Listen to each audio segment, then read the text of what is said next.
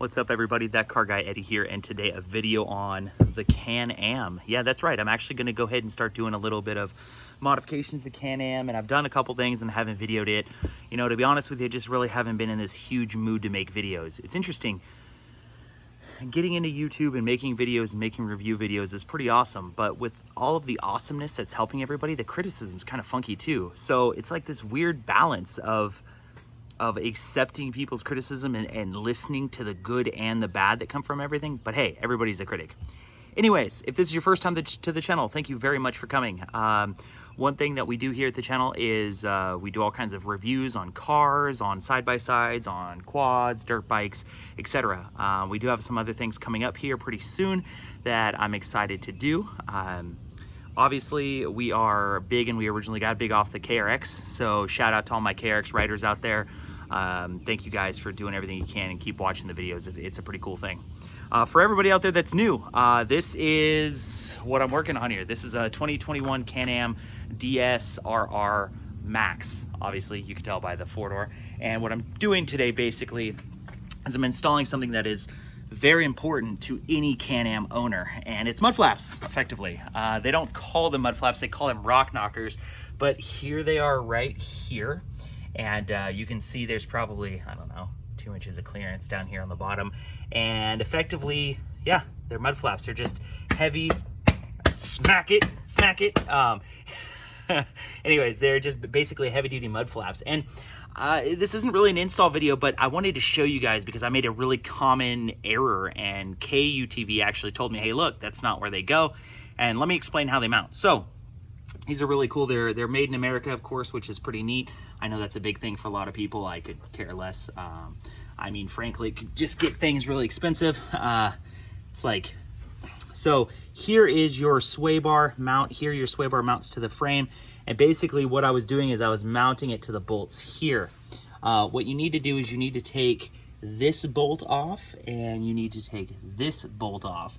And this entire unit will actually come off, leaving your sway bar there, and you remove a plate. The plate that they're talking about is this right here. It's a centering plate, basically. And what happens is that the KUTV rock knockers go there. Originally, I did not know that's how they worked, and I actually installed them incorrectly. My editor, Lynx, and I, we took our best shot at it, and what we did, if you circle around here, when we installed it, we didn't install it between here like we wanted to. We didn't install it there. We actually installed it on the back side of these bolts. And what that did was it made the rock knocker lie incredibly low to the ground. I'm talking like low. So I got a hold of KUTV, and big shout out to them. They're really cool. They're friends of the channel, you know, and they're like, oh my gosh, well, last thing we want is people scraping them. And for lack of a better term, you know, they are self-leveling. So what that means is over time they will wear down a little bit.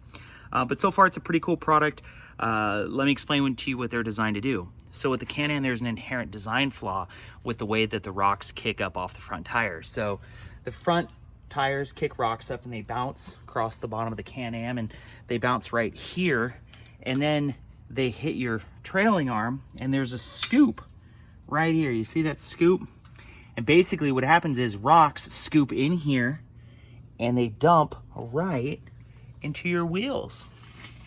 And I don't know if you can tell, but on a Can-Am, there's not a lot of room between the wheel and all your brake hardware in here. And what ends up happening is rocks will hit this, bounce right into your wheel, and your rocks will get caught on your wheel scraper, or your rocks will get caught on your brake calipers, and will actually punch holes on the inside of your wheel. Now, if you don't believe me, go out to your Can-Am, take your hand, put it on the inside of your wheel, and just feel. And what you'll feel is you're gonna feel gouges and scrapes and things that you very much shouldn't do. So basically, people told me, Eddie, hey, look, you got two options. Buy 15s, which, you know, is gonna be more weight and expense. Or you could buy these rock knockers and save your stock wheels. So I opted for the rock knockers. They were $189, I think. And that was shipped to my house, which is really cool. I got them in a couple of days. The install, you know, took maybe 10 minutes, especially now that I know how to install them.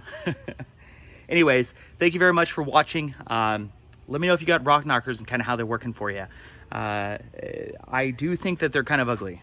I'm not gonna lie. And let me explain what I mean by that here. So if you look, you have this really nice looking machine, right? The Can-Am is arguably the best looking machine out there. And then you got this thing, just design over function, I guess. I mean, function over design, is that a better word? I mean, they look all right, right? Right? They look okay. Anyways, thank you very much for watching. Ride hard.